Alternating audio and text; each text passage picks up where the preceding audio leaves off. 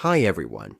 In today's tutorial, we will show you how to create a QR code in Canva with a transparent background. This is perfect for adding scannable links to your designs while keeping them clean and professional. On your Canva dashboard, the first thing we need to do is click on Apps. Then type QR code to generate a QR code. Let's select this QR code here.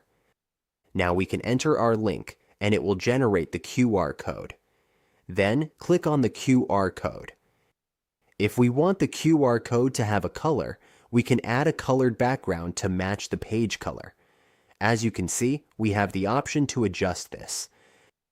If we want the QR code to have a transparent background, all we need to do is click on the image and click Background Remover. Once clicked, it will make the image background transparent and automatically remove the background from the QR code. Before we do that, please note that we need a Canva Business or Canva Pro plan to use this feature. If we have it, just click Background Remover and it will remove the background and make it transparent. And that's how we create a QR code in Canva with a transparent background.